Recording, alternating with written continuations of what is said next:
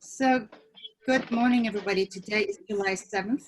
Believe it or not, I don't know where the spring and the summer. And this is our Gazillions call to support you guys through the coronavirus crisis.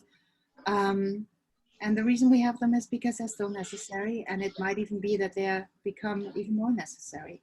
A lot has been going on for all of us. Life has changed quite a bit. And yeah, this is really to make sure that you guys have what you need to get through this. So, EFT is a good way to take the edge off, is a good way to release unnecessary emotions, is a good way to shift the way we think and feel towards a way that suits us better. It's a way to get triggers out of our mind and out of our hearts and fears out of our minds and kind of just settle into the here and now.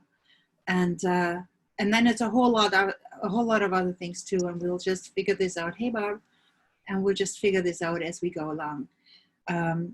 So the question is today, with all the news and all the craziness, I don't know if you guys heard, I just heard it on the news, a few minutes ago, that the Brazilian president now has COVID. Have you heard that? He tested positive. So that once again changes things, right? Because it's clear that nobody can stay away from this. But at the same time, I'm seeing a lot of anger, a lot of resentment, and people whining about discomfort and other people being extremely sick and just asking for prayers. So where are you guys at today? What's going on for you, and how can I support you with EFT, or how can we support you with EFT?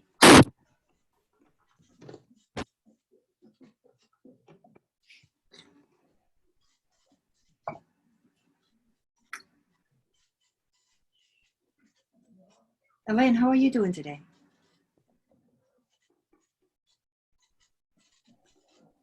I'm pretty good. It's discouraging to see our governor do so little and our president make things worse, but that's... Elaine, where do you live? Elaine, where do you live? I live just south of Atlanta, Georgia. Okay, so you're in Georgia. That's a big, yeah. Yeah, we're spiking right now. The county I live in is up 54% from 1 week ago in terms of cases. Yeah. And still a lot of people refusing to wear masks, and they're not required. And so when I go out now, I'm wearing a shield and sometimes a mask too, but the shield is really to protect me from everybody who's not being careful. Why do you not wear a mask? Well, the mask protects them from me. Yeah. Exactly. And if a lot of people are not wearing masks, my mask doesn't help me that much, and the shield will be protective both ways. Protects me from them and them from me. And AARP has finally recommended that the shield is better. So what kind of shield are you wearing, Elaine? Oh, it's like a piece of plastic that goes over your head, like a visor, and you can breathe better, and you can see, and they can see your face. Covers your whole face, is that right? Right. But it doesn't cover underneath. No, it comes down. The droplets that fall out, they fall out. Yeah. So you sneeze against the shield and then it all falls out. Well, yeah, I suppose so. And that might be a good reason to wear a mask in addition, but. Yeah. You're talking to somebody who really believes in masks, so. Right. Well, I believe in a mask, but if other people not wearing masks, you gotta do something also to protect yourself. Yeah, it goes both ways. I hear you. Yeah, right. And the last day of May, my brother died with COVID. Yeah. In an assisted living place in the Denver area. It almost killed his wife, but it just impaired her cognitively to where her Alzheimer's has progressed to where she can't remember to swallow. She can eat when they feed her, but she has to be reminded to swallow. So it almost killed her. So I take it very seriously. I'm 75. I do not want to be the last one in my family to go. I'm the youngest and everybody else is dead now. So I'm taking it serious, and I get a little perturbed when others aren't. But I live in the deep South, and a lot of people are very, very independent. They don't want anyone telling them what to do. Yeah. And it really does seem to depend on what TV station you listen to.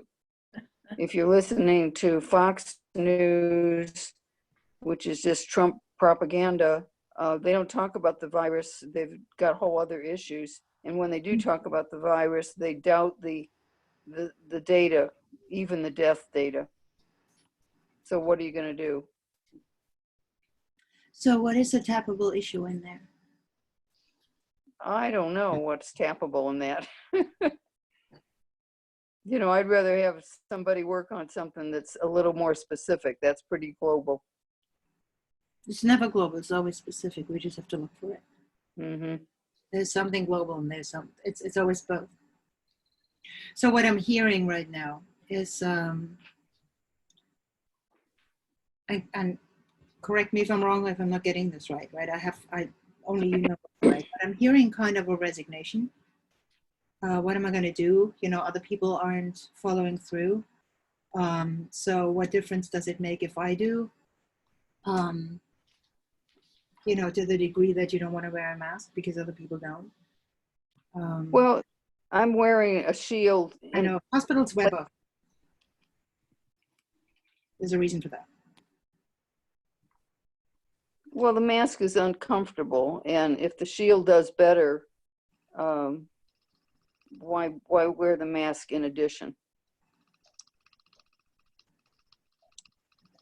So I guess it's a tech problem, you know. It's what you think is best for you and for others. And I'm thinking I wish more people had shields. Yeah.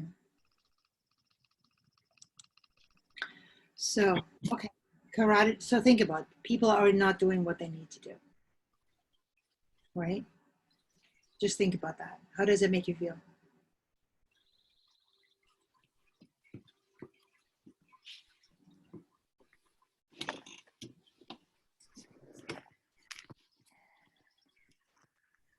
Vulnerable. Vulnerable. Huh? Okay. What else?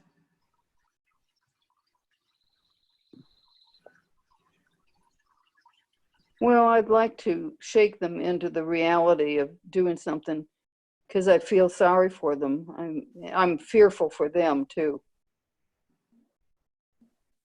I guess that's the compassionate part of me, you know.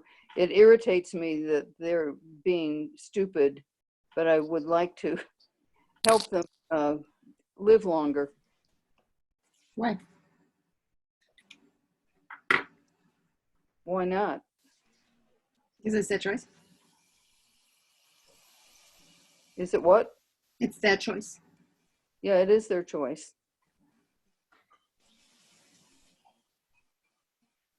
Okay. Yeah, but then it gets down to then they're endangering themselves and others. Okay. So, do I sense a sense of anger in there as well? Anybody angry about people not doing what they need to do? Just show of hands. Anger, frustrated, sad. Frustrated. Frustrated. Mm-hmm. Vulnerable. Okay. Yep, feel helpless.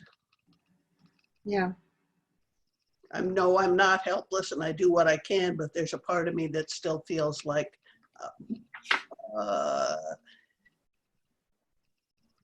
that only X amount is under my control. Right. Yeah. And it has an immediate impact on your life as well, because you may not be able to go places where you'd like to go. Like my shopping now I have to drive 3 times the distance to get my groceries done, which means it's a 21-mile round trip, 24-mile round trip now, versus going to the local store, which is 3 miles away. But they just don't do what they need to do. And I talked to the manager, and he said, thank you so much. I'll let everybody know, and I'm working hard. Now we went back the next day, and boom, there's this guy at the cash register, right? Pretending a little shield that is protecting him, and working next to the shield, handing cash into people's hands, right? We're out of it. There's just nothing you can do. There's no more we can do. So that's impacts us as well, right? And we gotta somehow find that peace of heart. And maybe that's a good idea today, to figure out where that power lies in the face of powerlessness, right? And I don't know where it lies, but we'll figure it out. Let's go tap. Okay, karate chop point. Even though No, I feel incredibly vulnerable right now. feel vulnerable right now. Others don't do what they need to do. Others don't do what they need to do. And sometimes I just want to shake them into reality. Sometimes I want to shake them into reality. What difference does it make? What difference does it make? They don't do what they need to do. They don't do what they need to do. I am so frustrated sometimes. It's so frustrating sometimes. Eating me up. Eating me up. Keeping my mind busy. Keeping my mind busy. Sometimes I'm on high alert. Sometimes I'm alert. Fearful and angry. Feel angry. But I deeply and completely accept where I'm at right now. I deeply, completely accept where I'm at right now. And even though I'm really, really frustrated, And even though I'm really frustrated, they don't do what they need to do. they don't do what they need to do. There's nothing I can do about it. There's nothing I can do about it. I don't know what to do about it. I don't know what to do about it. I talk to them, I talk to them. explain No, I the don't. situation. I don't talk to them. I refuse to talk to them. I don't want to talk to them. I can't. They're strangers. Yeah, they're strangers, so I can't talk to them. They're And even if strangers. I could, Even if I could, I doubt that it makes a difference. you can't get through them. You can't get through to them. But I love and accept myself anyways. But I love and accept myself anyway. Even though it is so frustrating to me. Even though it is frustrating to me. It's very frustrating. It's very frustrating. I love and accept myself. I accept myself. It is frustrating. It is frustrating. I'm vulnerable.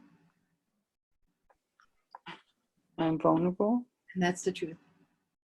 And that's the truth. I'm as vulnerable as other people.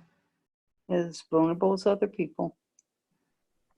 And if they don't protect me, And if they don't protect me, they can get me sick.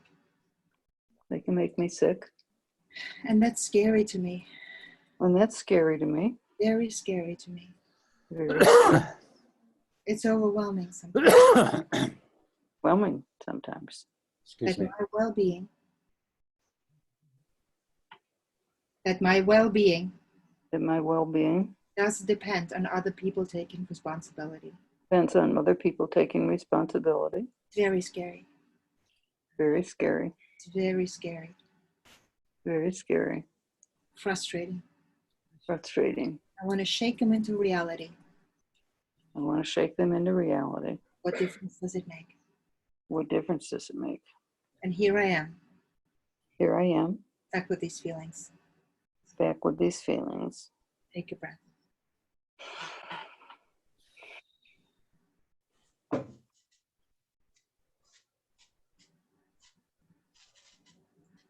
How are you doing? What comes to mind?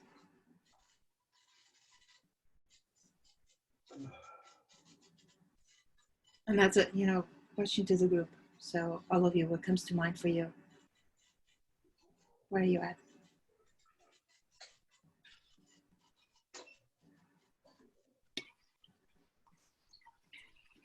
Ingrid, Or I I'm lucky. I live in a very safe area, so right now COVID is not at the top of my worry list. So the issue is the same. I have a lot of pain in my body, and I do everything I can. I don't know what else to do, and it leaves me feeling again hopeless, helpless. So while it's not, the focus for me is not COVID. The focus is the helplessness of whatever we can't. I mean, you have cancer, so you're in the same boat. We all have that helplessness that we do what we can, but it's so uncomfortable, and you want to, that you can do that for a while, but it doesn't help the pain either. So that tapping on the helplessness is a good thing, I think, because it's bigger than, I don't know if we're helpless. I mean, I just don't. I think we believe it, but it's not true. what say it again. Helplessness is not necessarily true. I think it's a belief. It's a belief. Yeah, it depends on helpless about what.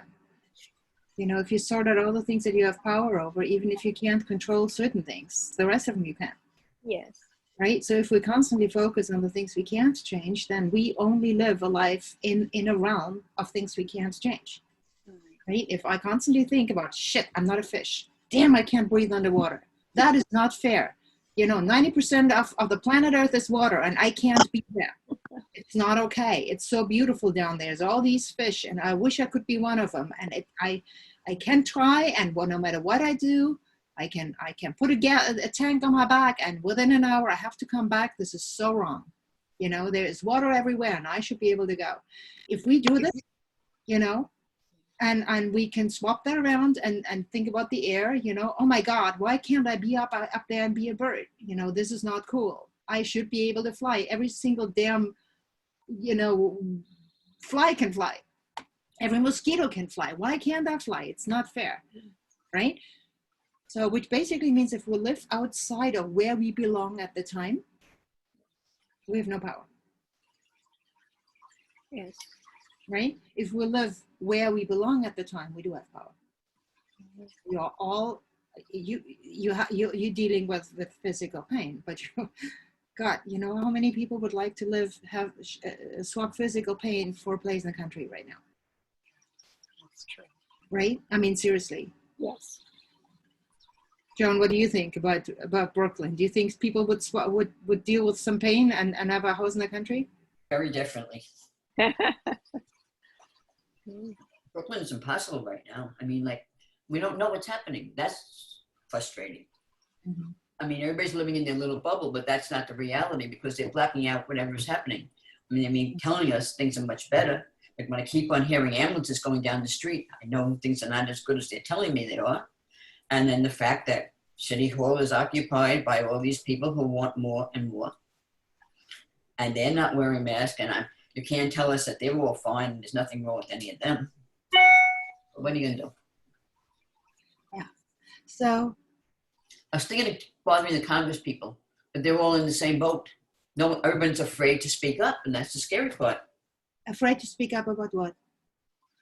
About what's happening with the city of New York, with all these murders every day. Oh, okay. Yeah. I mean, over the weekend, it was like almost 50 murders. And then the kid yesterday, not dead, but I mean, apparently he was standing on the street and two people went up to him and shot him for no reason. He's in intensive care. I mean, yeah. Yeah. We're all like, where is in the silent minority, they are now, I guess. No one's speaking up. They're not. The politicians all want to get elected again, so they're not opening their mouths. And apparently the business people want the business, so they're not going to. So that's kind of crazy.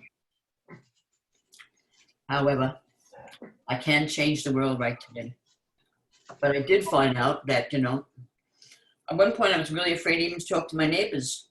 Yeah. Because of the kids. And then, we got to that, that's ridiculous. So I talk to them now. Yeah. It's true, you have to talk to someone. And then, like with my friends, they're meeting places. or we can't go in the restaurants, granted. You can sit out in the parking lot, maybe, if you get there before other people get there, because there's big lines to wait to get in with the percentage. And like, he's not doing anything for the economy. I'm talking about the mayor. Yeah. So that's another He's helplessness. not opening the thing. So, but like, I can't do it. I mean, I can. I mean, I'll keep on bugging people, but that doesn't, that doesn't go too far. All right. So speaking about all this, both of you, Barb and John, where do you feel this physically? That feeling of this helplessness. How do you feel? Where do you feel that in your body? Chest, head, stomach, throat. Well, I decided to take an exercise class. No. Where do you feel it physically? When you think about the fact that this is how it is, where do you feel this physically? Where does tension show up in your body? I guess my stomach. In your stomach. Okay. Barb, how is it for you? My shoulders. Shoulders. Okay. How is this for other people? Where do you feel that right now? Just tune into your body and figure that out. Upper chest. Upper chest. Okay. Lower chest. Okay.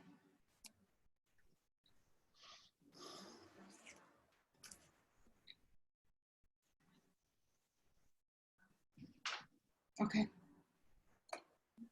So this can show up anywhere, right? Yeah. And I mean, there is a cognitive component to that, and that cognitive component, we talked about this last week, is that voice that says, damn it, but I'm right. Right? And even though we're right, Okay. you should think when you have all the arguments, you will have all the power. And we are just not in that situation. We're literally in a war situation. Where being right doesn't do crap for us. Right? And there are other people who say we're wrong, and they are very adamant about it. So, okay, so just tune into that feeling. That feeling, this helplessness, whether it's in your upper chest, your lower chest, stomach, shoulders, wherever it shows up, just tune into that feeling. Just localize it for a minute if you can. Okay? And realize this is where that sits. That feeling of helplessness. This is where I'm hosting that in my body. This is where the knot is, so to speak. And this is that energy block that I'm dealing with right now. That if I was to release that, nobody knows other than me, but my life starts to change. Okay, a lot of the stress, a lot of the trouble we feel comes exactly from that kind of a feeling, and it's taking us hostage. So let's just focus on that, and let's just get started tapping. Karate chop point, even though I have this helplessness, and I'm just going to call it in my body, okay? And whatever in my body is, it depends on where it is for you. Even though I have this helplessness in my body. Even though I have this helplessness in my body. Here it is. The big obstacle. This big deal in my body. It's a big deal in my body. I do love and accept myself. I do not accept myself. Even though I have this helplessness in my body. Even though I have this helplessness in my body. Here it is. Here it is. It's real. It's real. I'm not making this up. I'm not making this up. I'm not faking it. I'm not inventing it. I'm not exaggerating it. I'm not downplaying it. I'm just really honest about how I feel right now. That helplessness is real. And I love and accept myself anyways. And even though this helplessness is real right now, I'm not exaggerating. I'm not a victim of my fantasy, my imagination, my creativity. I am helpless. I can't change that.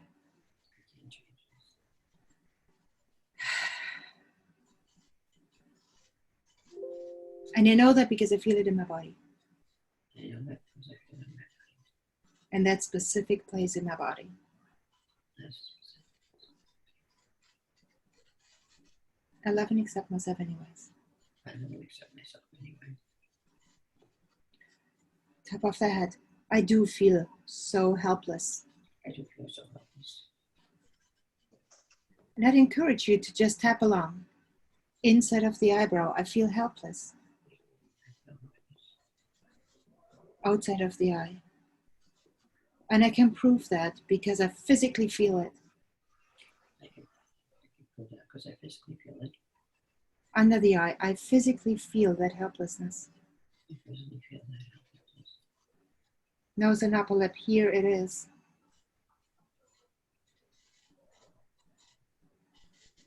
Lower lip and chin. I can prove that it's real. I can prove that it's real. Collarbone. I have a lot of pain in my life right now.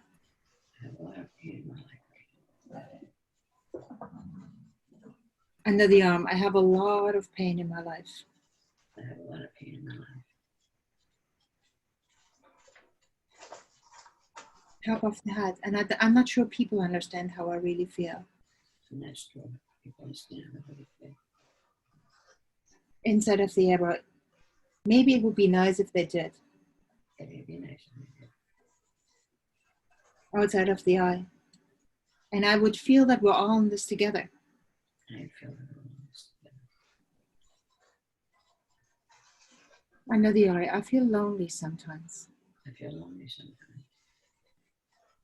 Nose and upper lip with all this helplessness. I feel all this helplessness. Lower lip and chin, and nobody there to help me. And nobody can help me. Collarbone, nobody really has my back right now. Nobody really has my back right now. Under the arm. Nobody tells others that I'm right. Nobody tells others that I'm right. Top of your head. I always have to fend for myself. I always have to fend for myself. Inside of the eyebrow, and there's only so much I can do. There's only so much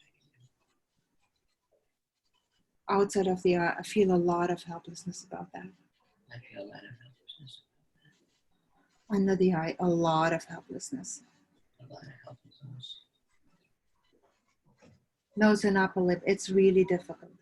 It's really difficult. Lower lip and chin, so difficult. So difficult. Collarbone, I wish somebody would help me. I wish somebody would help me. Under the arm, and I would not be so alone. Not being so alone. Top of your head. But that is where I'm at right now. That is where I am. And I better find a way to be okay with that. I find a way.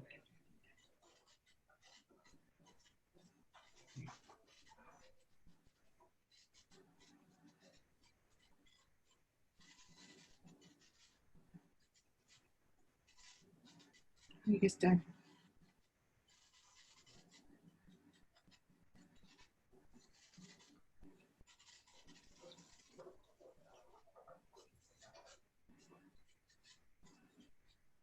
Let's do another round. Karate chop one. Even though I don't know yet how I am going to change this feeling. I'm going to change this feeling. What I will know 2 years from now. What I'm going to change this feeling. Real. That I just don't know today. Just don't know today. I love and accept who I am. I love and accept who I am. And the incredible resourcefulness that I've already proven. Because the fact is, it hasn't been easy. But looking around my life, the life I have right now, where I live and how I live, I clearly go through it anyways. And even though it might just be that I haven't yet discovered how little I need the help from others,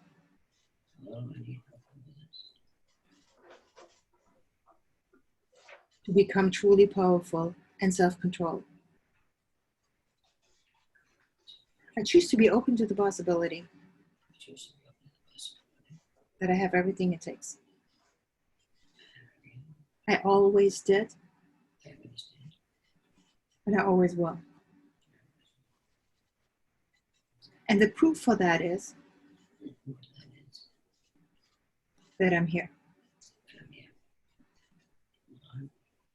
There were many times when I could have checked out in the past,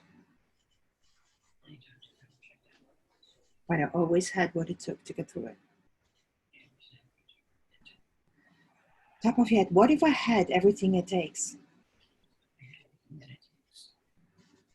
What if I was living my perfect life? What if I had never signed up for easy? What if I had never signed up for healthy? What if I had never signed up for the perfect partnership for my entire life?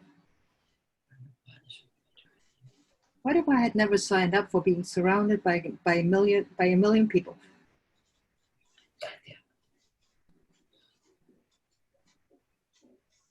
What if I had signed up for some really strange decisions? But here I am. And so far, so good. I'm looking around. And I can prove that I'm still here. And maybe it is the truth. That a part of me does not believe that.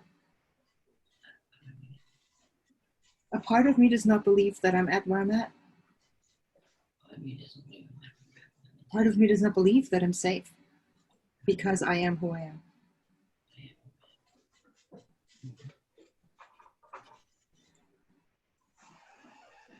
But what if?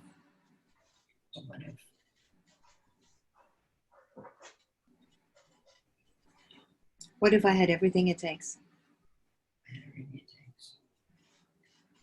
And what if I had never signed up to be a fish? So the ocean will never be my home.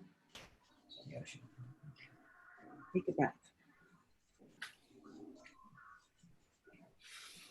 Let's see how you feel.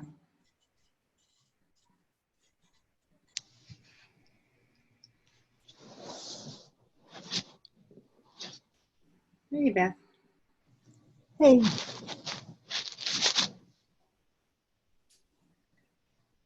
How are you feeling?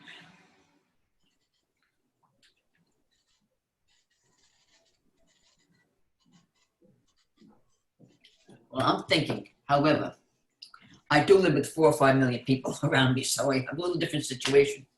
Like, like when you get on the train, I'm afraid to get on the train because there's been too many knifings and stabbings and everything else. I mean, I don't want to look for trouble, but I don't want to be a hermit either. Yeah. That's the kind of, things that are sort of crazy. And the fact that they can't make up their mind what we can do and what we can't do, and when they're going to do something to help the economy. But again, that's not my control either. It is not. What is in your control? What I do for myself and how I live. Well, it's absolutely ridiculous now. But anyhow, my friends and I have decided on certain places where we meet. I mean, if we can eat outdoors, so then we'll meet someplace and we'll eat outdoors. Okay. Or they'll come and sit in my backyard or whatever. And we'll get together that way. There you go. So at least it's keeping us sane.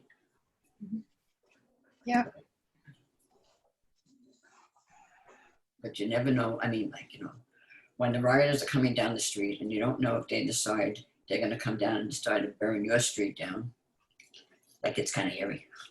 It is airy. You also have control if you don't want to live there. You My could brother- pick up and leave. I should be packing up and getting out of here, but that's not. I don't know that, if you should do that, but you could. Yeah, but it's easier said than done. I'm 83 years old and I just don't want to pack up alone and go someplace. It's not easy. No, I mean, that's hard. Really. What I'm talking about is control. I hear you. I hear you loud and clear. Right? I hear you loud and clear. it's some of the decisions that we might have to make are not easy decisions at all. You know, they might be heartbreaking decisions. Totally clear. I understand that. Trust me. Trust me in that. But so they're heartbreaking. Mm-hmm. You know. But that doesn't mean we don't have control. Right. I can make the decision. I mean, I have to make the decision. No one else can. For me. And you can make the decision not to. You know. I mean, if push came to shove, you might have to make a decision to say, hey, this is not the place where I can live. Mm-hmm. You know, there's millions of people in Yemen and in the, you know, in the East over there, they make that decision. They just say, there's no place for me to live. There's no place for my kids to grow up here and be safe and successful. Got to get out of here. So maybe that gives us some compassion. Not that we don't have it, but I'm just saying. Right? We have control. We do.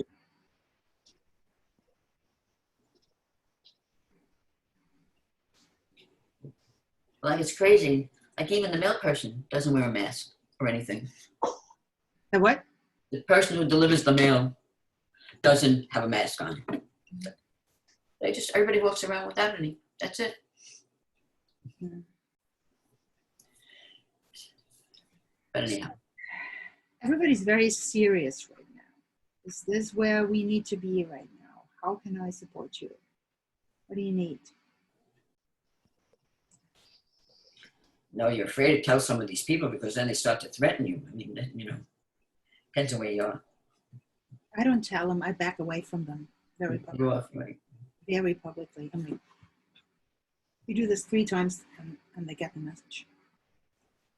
Seriously, and I'm sorry I'm a bitch about it, but Yeah, no. I'd rather be a bitch than get Your told. life, exactly.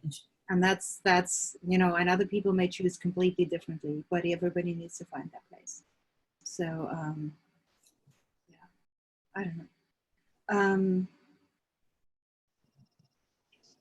Yeah, again, in Germany you get fined $500 if you don't wear a mask, and there's no COVID. It's like, dude, Well, that makes sense. obvious. We have so many laws that protect those And other you know people. what? Wearing a mask is just as uncomfortable in Europe as it is over here. They just don't bitch about it. They say, it's uncomfortable, but so what? So's a pair of heels. You know, yes, we can breathe. And I'd much rather I wear a mask than I make that hospital person wear a mask all day long. And that's an N95 with a face shield and a plastic cover just because I couldn't do didn't have the courtesy to protect somebody. You know, that's what breaks my heart. So I'm outspoken about that and I apologize. No, I don't. Why should you? Rebecca, Beth, Nell, Elaine, Leslie, Barb, Richard, Bill, Belinda, talk to me. Talk to us. What do you think? I'm all relaxed after that tapping. You are? Yeah. Good. What makes you relax now? I think that maybe I had more tension than I realized about some of that stuff, and now I don't have the tension. I feel like going back to bed. Oh, good. It's an escape.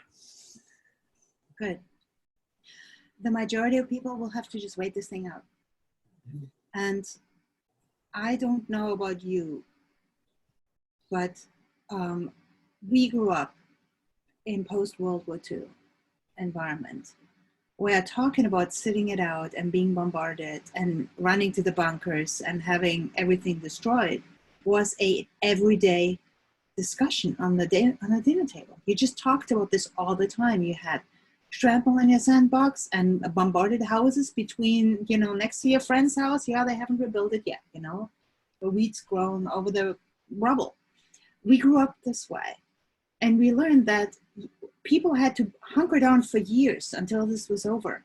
And the extreme threat and death and hunger and poverty and starvation. Nobody's starving in this country, right? A lot of people don't have money, and I understand that, but there are also food banks who are trying to protect them.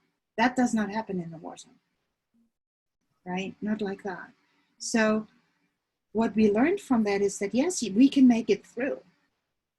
The lucky ones were the people who were together. right? The lucky ones were not the people with the big houses, but the one who were together and got through. And they found a way. Everybody was in the same boat, and everybody was understood that the other person, if they were stealing something from you, it's because they probably had less than you, right? And when you have that kind of knowledge and understanding, then a situation like that just makes you hunker down a little bit and just think, okay, let's just wait this out and let's stay safe and focused here, because we need that. Yes, Don.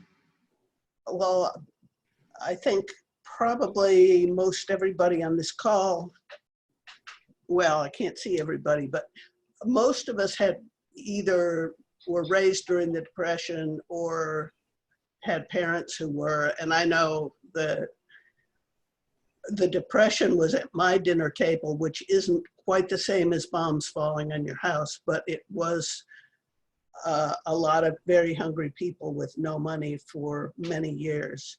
And I feel as if maybe some people have forgotten that, because there were plenty of people in this country who knew how to make do and knew how to share with their neighbors, and You had to cook. knew how to cook and knew how to go pick blackberries in the summer and peddle them house to house to get shoes for fall to go to school and things like that. And, you know, it's a generation or two away, and I guess people have forgotten, even some of the people who lived through it or their parents did. It's like, well, I don't know. I don't know why it's not in other people's consciousness as much as mine, and I'm open to other thoughts here. Yeah, it's a good question, you know, and I think this is a really good point actually you're bringing up. I wonder what, you know, our current beliefs are based on our past experiences, including the things people taught us. And the EFT training, we talk about the writing on the wall, right? So whatever people wrote on your wall, whatever people told you about life to be true, or your abilities, or whatever it is, that's the information, the data that we use to create our belief systems about ourselves, to create our goals, to set our own limits, and all of those things. So the question is, what do we believe about this situation that either helps us get through or helps us not get through? Right? What do we build on? If we were raised by folks who always, you know, who were never available, for example, we believe that nobody will ever be available to us. Whether that's true or not doesn't really matter, because that's how we think, right? When we believe food is always going to be there, then food is always going to be there. When we believe food is never going to be there, then that's true too, right? It kind of, wherever our horizon is, we see whatever is at that horizon. So if we look here, we see that. If we look here, we see that. And these two things are completely different, right? So the question then is, you know, we were talking about cancer, you know, when you know enough cancer survivors, you do know that this is not the end of the road, right? But if you don't know enough cancer survivors, you believe it is the end of the road. So which one is true? You know, I happen to believe people who, you know, who had cancer in 1947, twice, and then it never came back after that, right? So why? Because it happened. Why would I not believe that, right? So, and the same thing is true for a lot of other things. You know, if you know people who overcame the biggest obstacles and the worst things ever, then the question is, why should I not? Why not me? But if we were surrounded by folks who always told us, oh, you can't do this, and this happened, and that happened, then there's a really good chance we settle for that, right? And the question is, do we want to settle right now, or do we want to live our life? Do we look for the obstacles or the opportunity? Because this is the life we live, one way or the other. We might as well enjoy it, right? Rebecca, what do you think? Mute myself. I think that I see what's going on. I mean, I don't watch the news. I scan it once in a while just to see what's going on. But I choose to keep myself and my energy in a higher place. I don't want to be in the chaos. I don't want to not know what's happening, but I don't want to be in it. So that's where I choose to keep myself. And so I just work on keeping my energy high. And, you know, I do energetic work every day. And so it's just kind of part of my life. It's been there, so it wasn't hard for me to continue in this space. Although sometimes, you know, I see things that I feel, and it is hard. And I have to center myself. I have to meditate. I have to go out and work in the garden to release that. The fear or the anxiety, whatever is causing me that angst in a moment. And so I'm not totally fearless, but I try to remember what that is. It's fear. And I don't want to live my life there. I was not raised in a depression. My parents were, but I mean, I lived in fear as a child from my upbringing. So that's a place I just refuse to live in, no matter what's going on. If bombs were going off around me, I don't know what I would be. I'm not sure what I would be doing, but with that's this, really a good question, you know, because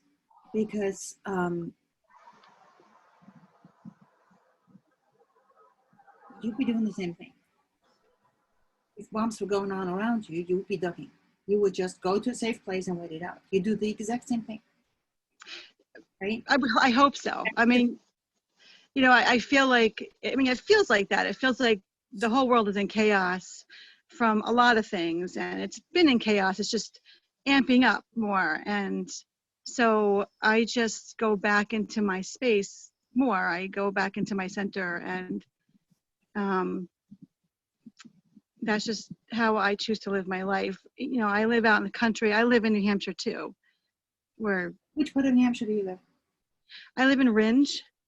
Oh, okay. Over by the college. So yeah, actually my children live in Hopkinton, so really close to you. Oh, okay. Yeah. Hold on. Who is your daughter, right? You have a daughter. Well, she's my son and his wife. I call her my daughter.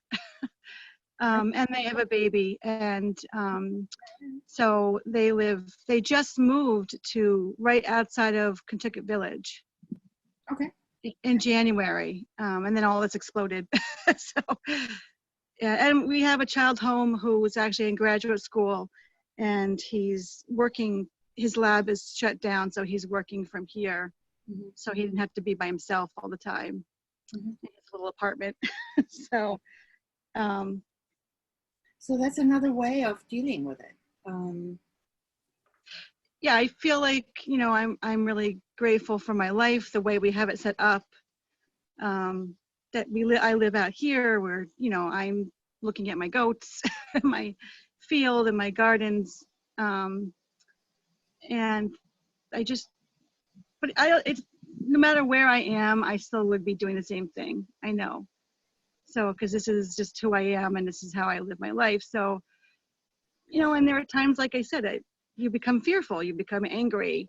I see things going on, and it's hard to deal with. Right. Right. And yet, so the question then becomes, which reality is real? Are they both real? Right? Yeah. And yeah. So, Yeah, I think that that reality is going on. I see it, but I don't choose to live there. If I go to a store, I do what they want me to do. I put a mask on if I go in. My husband actually does most of the shopping lately because he's much more focused and quicker than I am. I'm a wanderer in the store. like 4 hours. So yeah, we send the one and it takes 15 minutes. I know. So He's the kind of guy who, what do you need? What do you mean, what do I need? I don't know what they have. What do you need? he's all business. So, and now that it's summer, we grow our own food and we go to farms and stuff. So it's a little easier. But So the question then becomes, you know, hearing that, and there's a version of that, depending on where we live, there's a version of that inner peace, right? For some people, that inner peace may be being outdoors and gardening, and for some people, that inner peace might be being inside and reading, mhm. or whatever makes you feel very peaceful, and very real.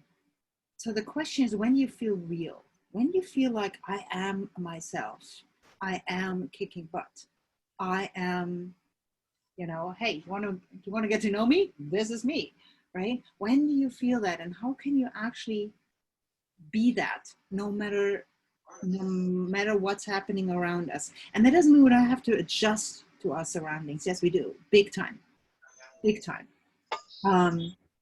But it doesn't. But it's still like, you know, how do we do that so that we're still ourselves, that we still feel like I'm not compromising any of what's important to me. At the core of it, at the essence of it, I am exactly who I've always been, who I always will be. I just do it in a different way right now, or use it in a different way right now. Does that make sense at all? Do you know what I mean by that? Yeah. So think about that. Beth, what's your take on that? Because you are living in your own world over there. And Beth, I think, let me see if I can unmute you.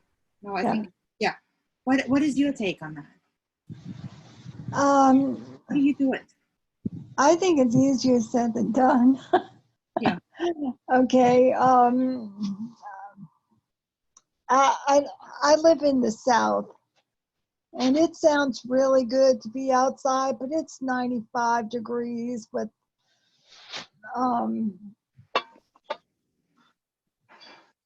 so I'm inside. Okay, that's I've been listening to everybody talking. What in the beginning, I would just say my son was over here and helping and doing a lot of stuff for my husband and I, so we wouldn't be exposed. And so now he finally graduated from school, and so he's looking for stuff, and I think he's more freaked out. And so it's we're going to have to come up with some alternative things, you know, some people to help, like just to go get gas. Okay, I mean, that's a simple thing, but it's not simple, because I physically cannot do it, and my husband mentally cannot do it sometimes. Okay, so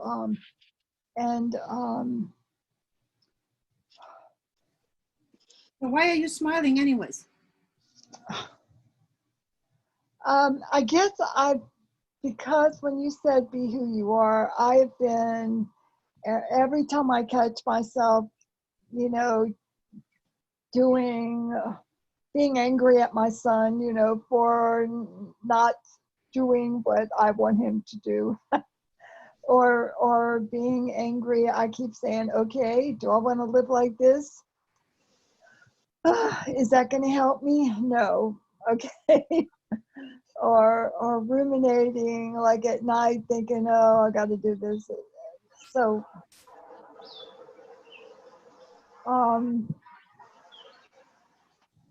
no,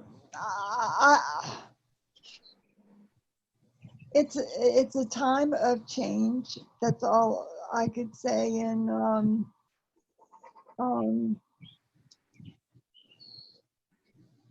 but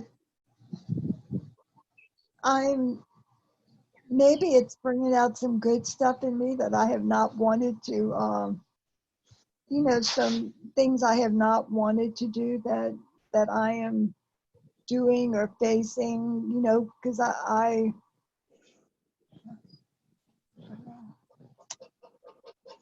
Um, just that every time I get angry about, oh, look at TV or the people in the stores and all, I don't know. I'm just bringing it back to, is that going to help me out at this time? Yeah. So Yeah, even though I don't know what's going to help me at this time. say it again. Even though I don't know what's going to help me at this time. Yeah, even though I don't know what's going to help me at this I time, need something to help me right now. something will help me right now. I need an insight. Wait, okay. I need an insight. I need an inside. I need a physical help. Yeah, I do need physical help. I might need a change of mind or a change of heart. I might need a change of mind or a change of heart. Maybe just peace inside Maybe just peace inside and a perspective. and a new perspective. A perspective of looking 3 years ahead. Okay, a perspective of looking, 3 years ahead. okay, 3 years ahead Or 5 years ahead. or 5 years ahead, Or 10 years ahead. 10 years ahead. Yeah, and hopefully I'll be alive 10 years ahead. Nobody Okay, knows who's going to be alive 10 years from now, so we might as well just go there, yeah. right? I know that Bill wants to be 103, and he's certainly on his way to get there. But he has a long way to go, Bill, so you better keep it together.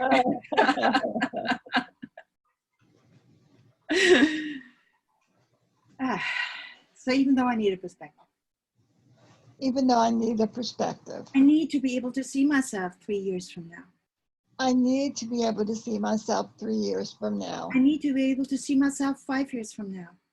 I need to be able to see myself 5 years from now. You just have the damn courage to do that.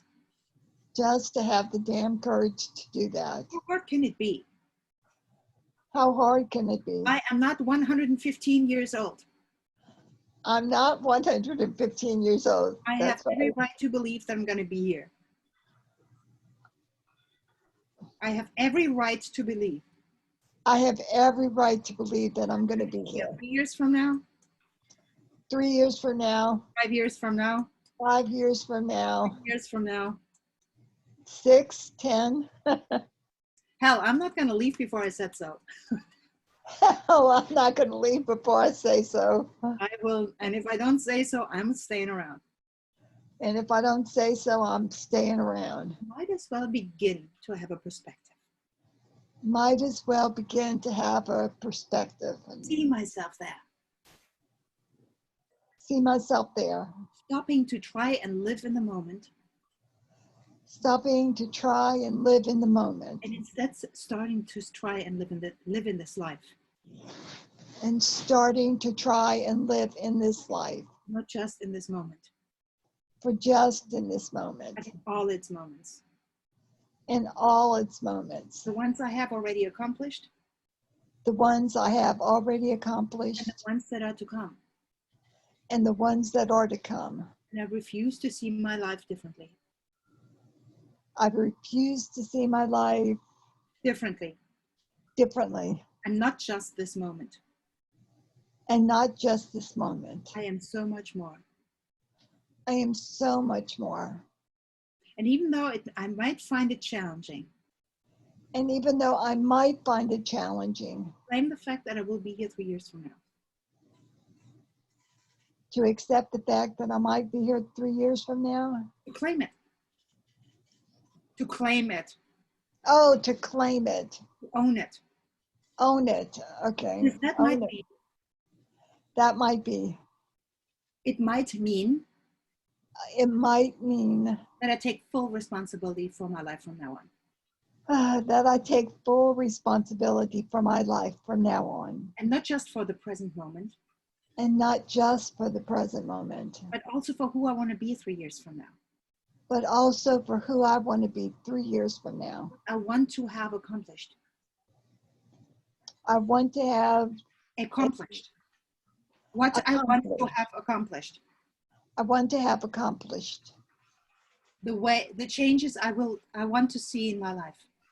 The changes I want to see in my life. I take full responsibility for the years to come.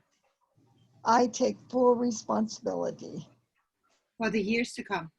for the years to come, Because chances are because chances are that I'm here to play. I am here to play. I am here to play. I can have fun with this.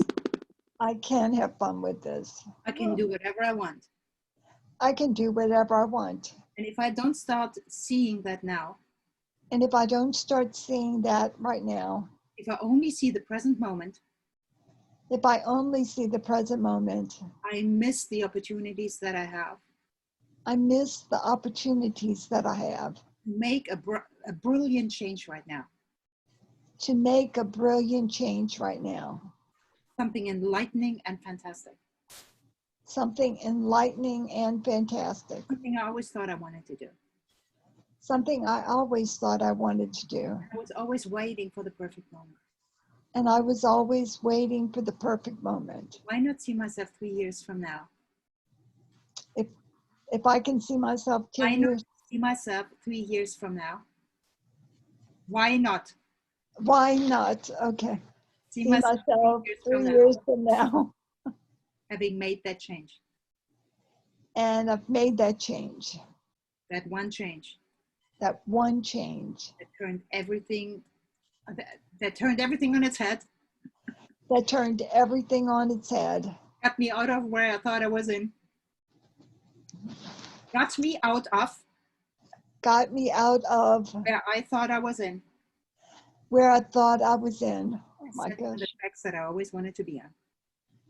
To be in the place I always wanted to be in. Top of your head. Why not? Why not? Inside of the airport. It can be scary. It can be scary Outside of the air to actually see myself 3 years from now. to actually see myself 3 years from Under now. the eye, to not just live in the moment, To not just live in the moment, open up a little, but to actually see myself. but to actually see myself All about doing exactly what I will do in 3 years. doing exactly what I want to do 3 years from now. Under the arm, and chances are, as soon as I start to see myself like that, And the chances are, as soon as I start to see myself like that, really see myself like that, really see myself like that, inside of the aura, I have a very different picture of who I'm going to be. I have a very different picture of who I'm going to be. Somehow I'm going to be a better person. Somehow I'm going to be a better person. Somehow I will have done what I always thought I should. Somehow I will have done what I've always thought I should. Somehow I've taken on the obstacles and conquered them. Somehow I've taken on the obstacles and conquered them. If I really see myself 3 years from now, If I really see myself 3 years from now, I really envision it, if I really envision it, chances are I always see it as a better life. chances are I always see it as a better life, I always see it as a better life, much better life, much better life, even more empowered, even more empowered, even more in harmony with who I am, even more in harmony with who I am, feeling free, being free, being comfortable being comfortable in my life, in my life, doing bigger things, doing bigger things, doing more bigger things. doing more bigger things. I really have the courage to see myself 3 years from now. If I really have the courage to see myself 3 years from now, I already know that it's going to be better. I already know that it's going to be better.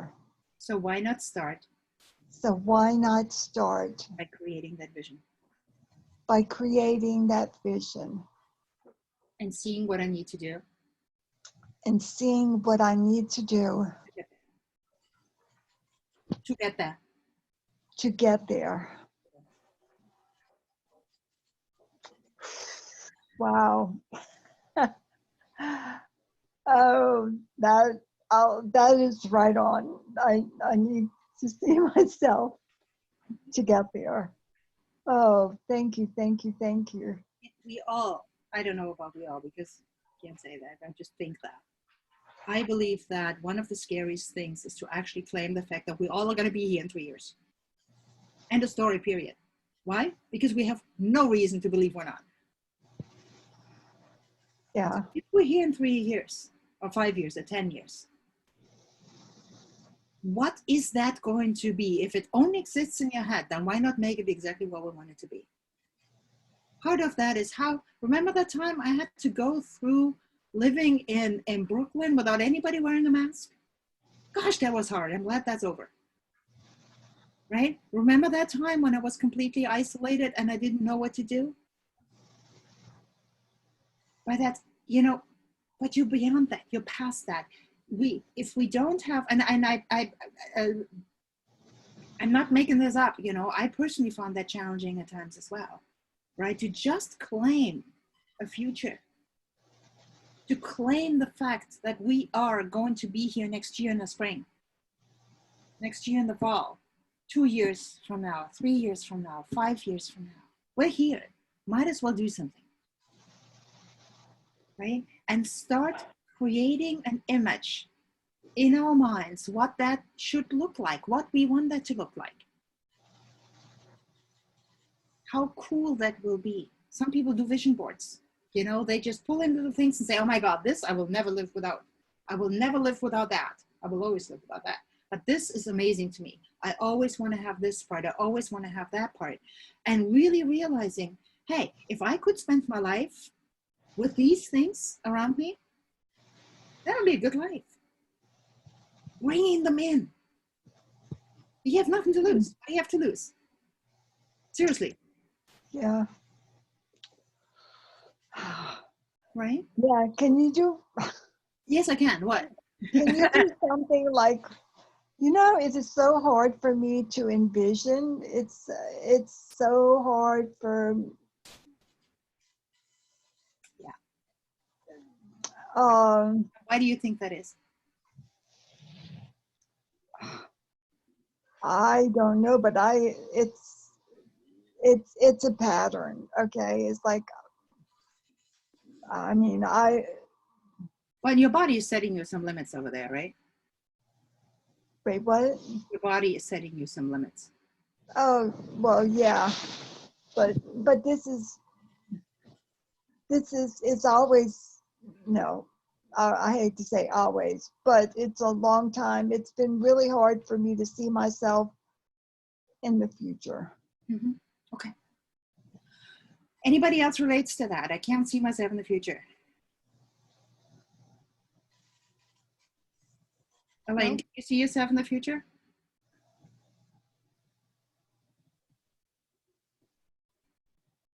Can you see yourself in the future, Elaine? Yeah, I can see myself being a better advocate. I've been there before, and right now that's kind of shut down. All right. Joan, how about you? Joan, Rebecca, Belinda, Leslie. If you don't want to, you can always put things into the chat if you know, as you know. Okay, actually, let me just open that chat because otherwise I can't see it. Or you can just open up your microphones and speak.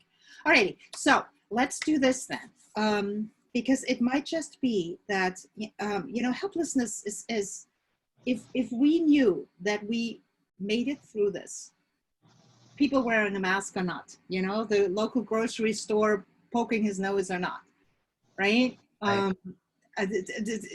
People being jerks and idiots and shooting folks in the street or not, right? Our family being there or not. If we knew we make it through, if we knew, like 3 years from now, we're going to look at this the way, same way you, health pounds are looking back at the Great Depression, looking back, saying this sucked, this was hard, we were starving, right? Or my parents, a lot of your parents probably as well. You know, if we were able to just accept where we're at as that part of our life, that is extremely traumatic, but it didn't do anything else than that. Chances are it's not gonna suck. So tune into this feeling of what feels good for you right now. Is how does 3 years feel? How does 5 years feel? 5 years from now, should we see this as a goal? I think 5 is good because 3 is a compromise. 5 years. I think 5 years is a good one. Yeah, because, you know, if you don't believe it, there's no reason to, you know, we just don't know, you know. So we might as well just go there. Go there. I just want to say something, if it's okay. Yeah. One thing that my husband always says that has helped me in difficult times is he always puts it in a perspective of when this is over, eventually this will be a memory. Hopefully. And you froze. Oh, Rebecca, we lost you. I'm sorry. Yeah. Oh, okay. Can you say that again? We lost you. Something my husband always says to me when we're having a difficult time with something is that eventually in time, this will be a memory. Yeah. And then that really does help me because I've thought back of other things that were difficult and I think it is just a memory. It's over. It's a memory. And, you know, I just feel like that's something that I think about when I'm feeling fearful or angry or upset, just that this is going to be a memory. And even this, eventually this will be a memory, just like all the other bad things that have happened in our world is a memory. So I just wanted to say that. It's always helped me. Yeah, that's a wonderful thing you're saying there. That, and good for you to have a husband with that insight. Yeah. He's good at reframing stuff. And that makes perfect sense. We're also in the middle of a cleansing process. You know, really sorting out what's important and what isn't. Really sorting out what's worth keeping and what's not worth keeping. Sorting out what values we need to live by in order to live that life that we envision 5 years from now. Right? Do we want to have certain things in our lives right now, or do we not? Right? I would love to have a life where certain things are just don't exist in because they're way overdue to leave. I talk about social environments, for example. Right? I mean, yeah, I would like to have a life where the healing powers around us are so strong that they can just take care of anything out there. And I believe that already exists. We can tune into that, and we need to make every adjustment we need to make in order to get there. But we cannot feel sorry for ourselves. We have to fight for it. We absolutely have to fight for it, because if we feel like we're a victim, we are. And I know from experience that sometimes it's hard to do.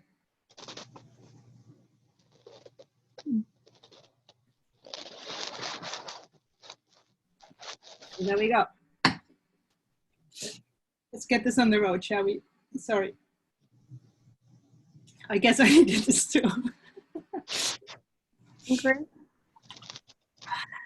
Ingrid? Yeah. Can I ask a question? Sure. Now I'm looking at, like Beth, I can think of myself in 3 years and 5 years, and I can see myself, you know, writing more poetry or doing something. I don't have a lot of desire because I love the life I live and where I live and all of that.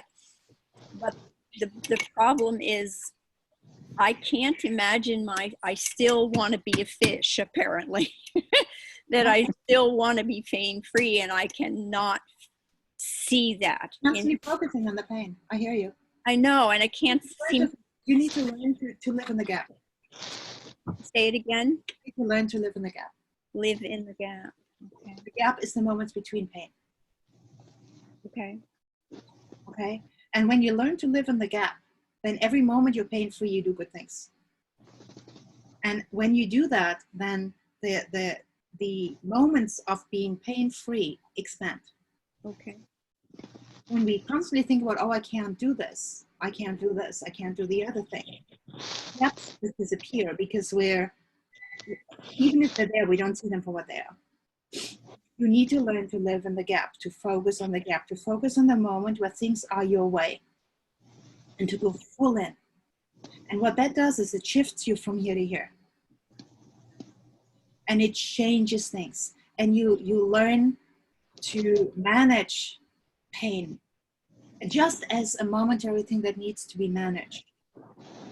And not as this overwhelming gray cloud that just numbs everything down. And I understand there are moments like that where that's completely impossible, right? But again, if we tighten these up and say, okay, for the next 4 days, I'm just gonna be in pain, I'm gonna be in bed.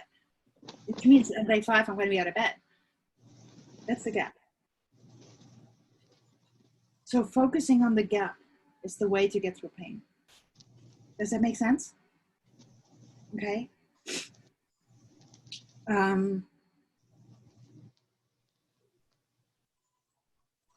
Okay.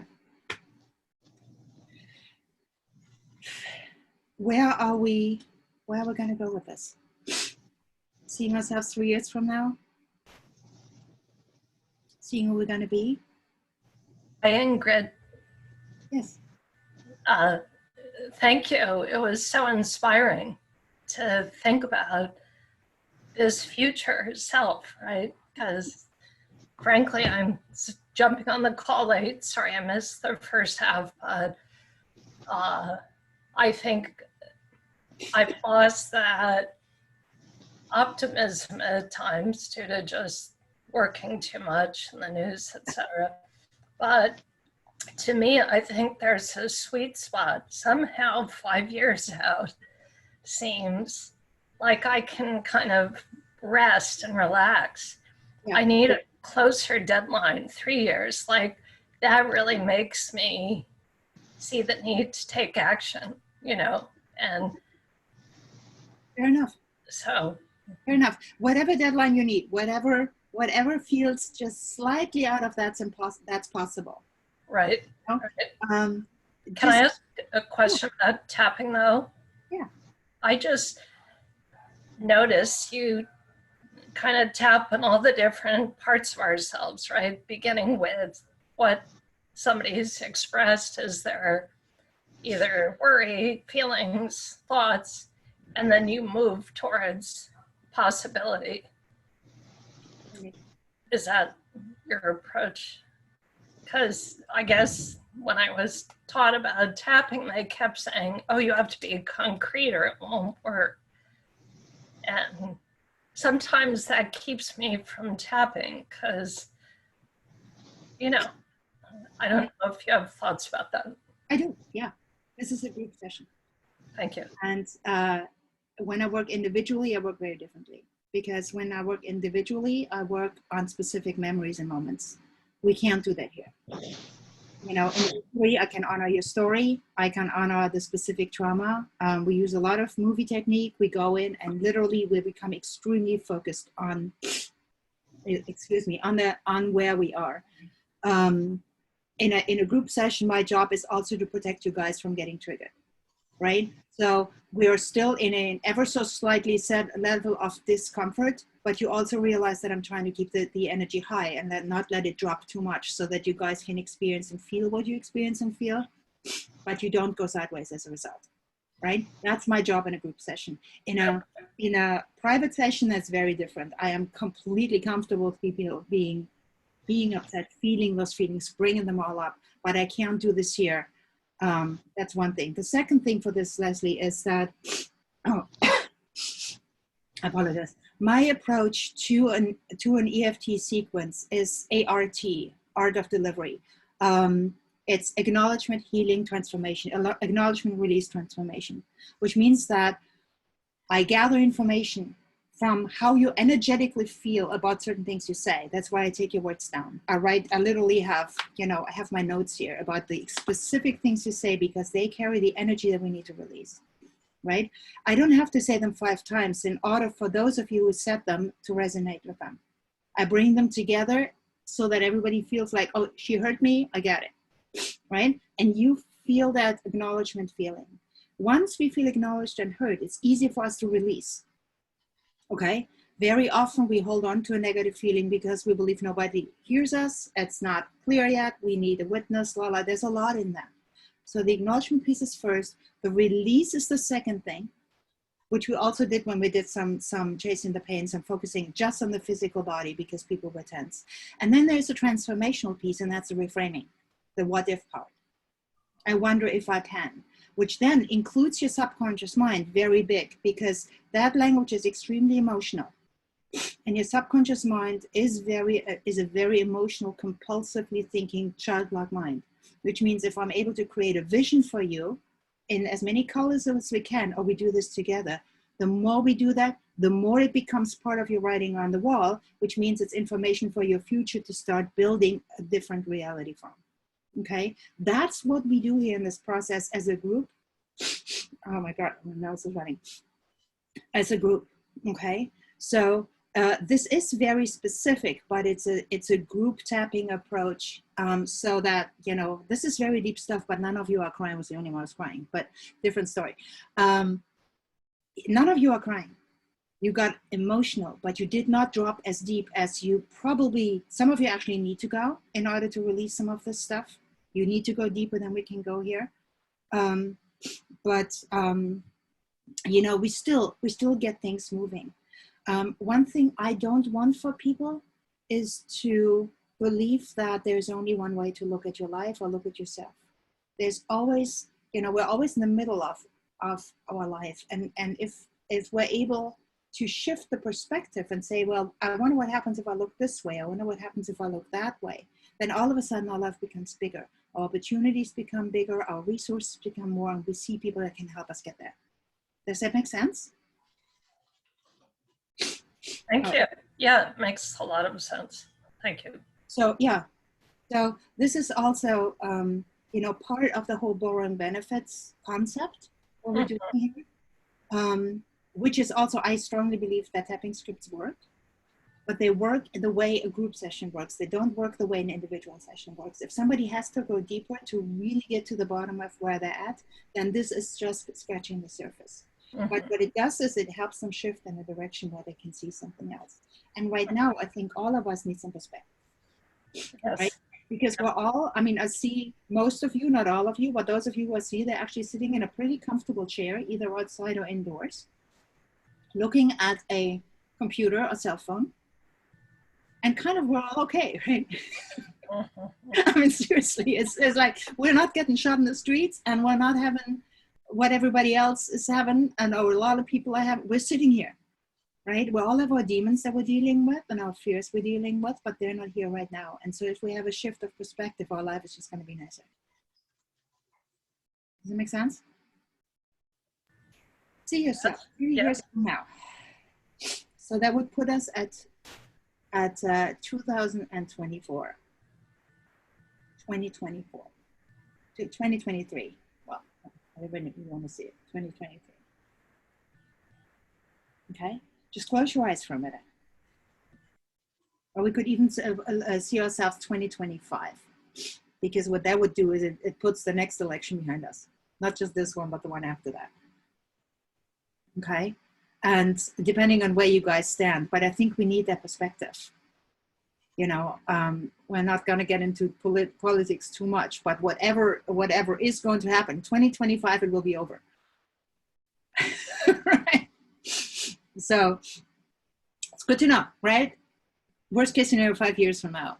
So, but see yourself like that. Close your eyes for a minute and just come up with a vision. Where are you going to be at?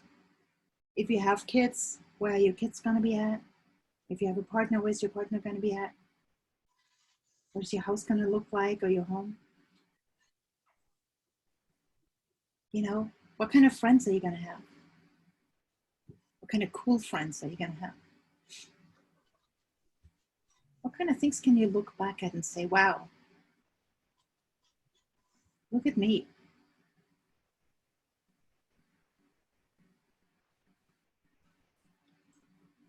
Maybe you find that you're always trying to run away from something that actually makes you unique and special.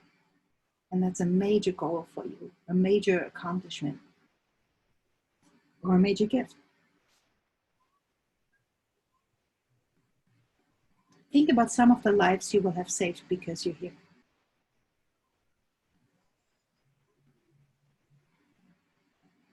Think about the people that you've really blessed with your presence.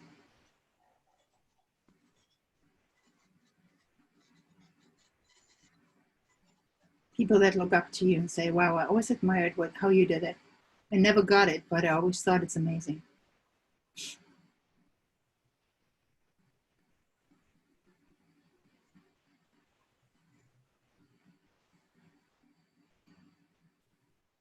If you are running a business or you are still working, think about what that looks like. What is that like? Maybe think about theater shows or music or plays that you've watched. Or things you've done that started years ago and they're finished now and they're beautiful.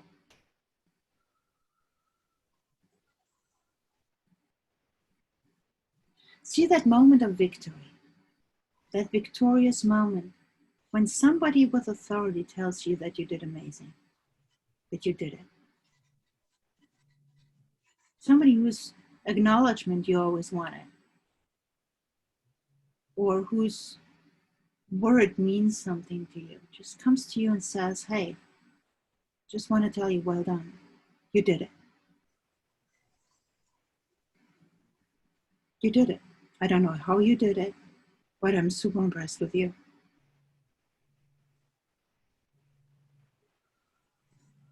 Just see that. And feel that when you see yourself like that, remember looking back at those moments when you thought that getting to that moment was impossible, that it can't be done.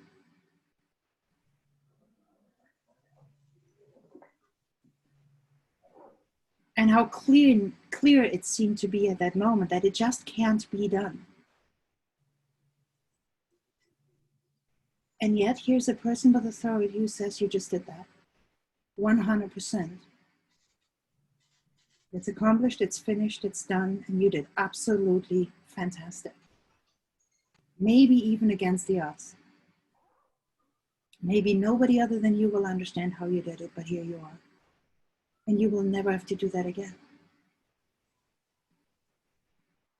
You will never have to go back and repeat something that was hard for you to do because you accomplished it.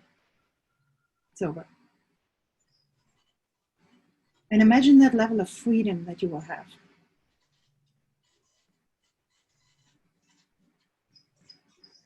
That unbelievable freedom to never have to go back to doing something or repeating something that was so hard for you to do.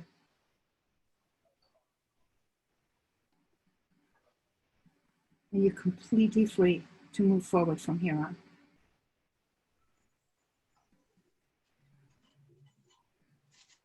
And just see how that feels.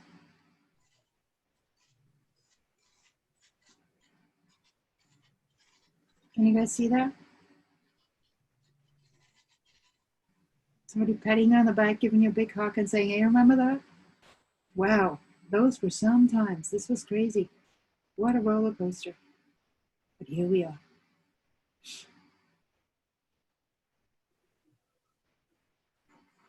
What does this feel like to you guys?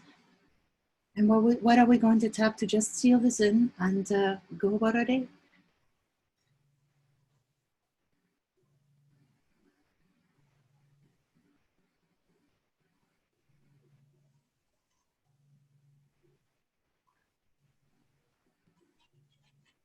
Some of you don't want to come back.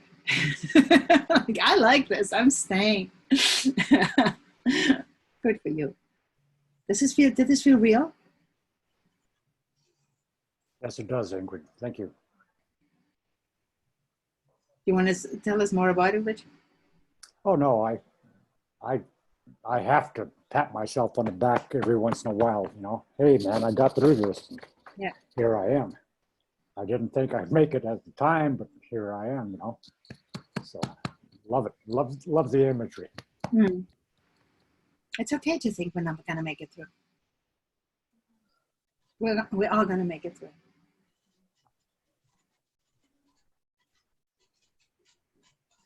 Okay, so let's just step on that right at your point. And even though there are times when I have my doubts if I'm going to make it through, I choose to be surprisingly okay with that. And even though there are times when I believe to know that I'm not going to make it through, and it might even be that on some level it seems easier that way. Why not just quit and let it go? But I choose to realize that a part of me already knows why I have decided to stay. And even though there's a part of me that already knows the things I need to do and change and embrace and cherish in order to live that dream life in 3 years, that incredible life that I always knew I could have someday, I choose to start one step at a time to turn everything in my life in that new direction with unwavering joy and gratitude. So that 3 years from now, I can look back shocked at how much easier it was than I thought it would be. Top of it, there's a part of my life, there's a part of my being that already knows. Inside of the arrow, what exact steps I need to take to live the life I want. Outside of the eye. And that part of my being under the eye is downloading that information to the rest of me now. Nose and upper lip, my mind, body, and spirit, lower lip and chin, are receiving that information with grace and ease. Collarbone, the implementation begins immediately and successfully. Under the arm, and the data transfer is now complete. Top of the head. Thank you. Take a breath.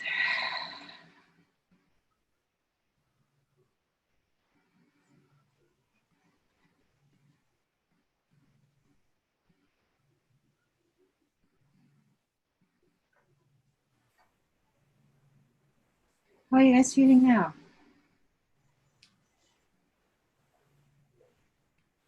Wow. Yeah. That was great.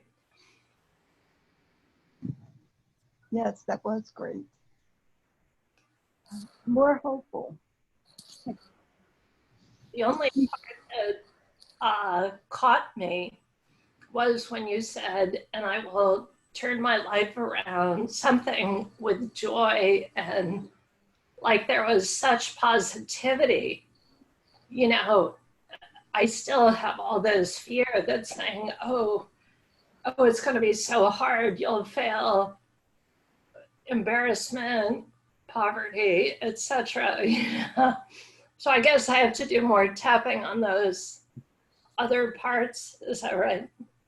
To get to the point of positivity, like that absolute. No, I think you just need to be positive enough to get started. Okay. I just gave my daughter a pep talk. She did extremely well in school. We're ridiculously proud of her. Seriously, I mean, she has completely killed it and continues to do so every single day. And we're sitting in awe and thinking, whoa. And I just told her yesterday, your next stop is to fail. Because if you're not failing, you're not reaching high enough. You only do what you have already done. You're only staying in your comfort zone. And there are times for comfort zone. Right now it's comfort zone time. It's hunkering down and making sure we get through times. If we never try to, do something that has a high likelihood of failure, and I'm not saying, going bankrupt kind of failure. I'm not talking about being stupid, right? I'm not talking about drugs, getting pregnant, or not that that's on the agenda for any of us, right? But I'm not talking about any of those things, or getting into debt that we can never dig ourselves out from under. And for some people that is fine, but for some people it's really like, no, you don't have a plan if that fails, right? This is not a good idea. But there is a lot of gap in between. But if we never try to do something that has a high likelihood of failure, we're never going to see what we could have actually done. Very often, we only fail because we did, not because we did the wrong thing, but because we didn't do the right thing right. Right? We should have done it, but just not like that. We should have done it differently. So we do it, we realize it worked, and we realize what didn't work, and we fix the things that didn't work, and then we try again. See if it works this time, right? And if we're afraid of adjusting and just saying, shit, that didn't work, what am I gonna do, right? And feeling bad for 2 days and then just, I don't know, have a glass of wine and move on. If we're afraid to fail, then we're also afraid to win. We're also afraid to grow. And very often, Leslie, I recommend to set our goals in baby steps, which is why we talked about the first thing we need to do is not to start doing stuff. None of us are in a place where you can just start to create whatever craziness is out there.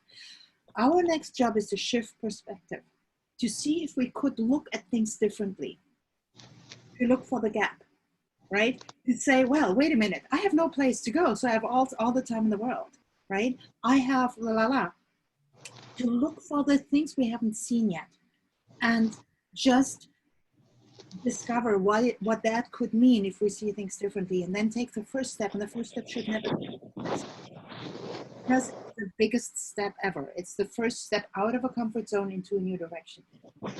And then going step by step with a big vision, right? And having an open mind. So I believe that's what it comes down to. It's for a lot of us that our next steps are really not going to know what we're going to do, but to figure out what we're going to do, figure out what's going to work. The big vision in mind, right? And maybe even having that person of authority in our mind that looks at us and say, I have no idea how you just did that. And wow. I didn't believe you could, and you did. Nobody believed you could, and you did. I am shocked. I'm impressed. I'm proud of you. I'm grateful you didn't listen to me. I'm grateful you ignored my advice. Good for you. Right? That's where we want to go. And all of us have that opportunity. Make sense? Yeah. Thank you. That was great. Ingrid, how do I've sent emails, but I don't know the best way of, if any of us want to work with you individually, I know you offer a free, is it just at the email that you send out? Shoot me an email and we talk and we figure out what's best for you. Okay, super, thank you. Yeah. If you send that right after, then we can probably jump on the phone. I am not sure if that's true. Shoot me an email right away. I have to check my calendar, but I think it's going to be fine. Okay? Yeah, sometimes we just really have to go deeper. We just really have to get to the bottom of things and get them out of the way. And sometimes it's not the right time, but I hope this worked. I think we're at a place right now that if we don't change perspective, and part of that also, gosh, this could be a whole next session. Part of that could be to release our belief that authorities make a difference in our lives. a lot of us, I don't know if all of us, probably not, but some of us at least, have this idea that if the authorities that are not doing what they're supposed to be doing right now, if they did what they're supposed to be doing, everything would be different. And that's not necessarily true. Some things would be different, but some things would not be different, right? And it's easy to blame somebody else instead of just dealing with what we have. So just food for thought. All right, any last minute things before we are heading out? Barb, yes. Yeah, it occurs to me when you start talking about doing big things that sometimes just the internal shift is huge and nobody sees it as big but you. Yeah. And the nice thing about doing that is you don't need to tell anybody. No. Right? You know, nobody knows what you're thinking. Nobody knows what you're feeling. Nobody knows what you're doing unless you tell them. So don't tell them. If you think they hold you back, just don't tell them that you're doing it. They will never find out. They probably don't care enough to ask you. So if you decide to do whatever it is you do and you think people will hold you back, then just don't tell them. It's as easy as that. It truly is. Thank you. Yeah. No, I totally hear you. Any other thoughts before we hang up for today? Do you want to just open the mics, your mics for a minute, and then we just say,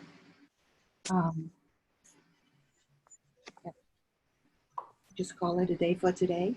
So thank you all for being on the call. Please spread the word that this exists, and talk soon.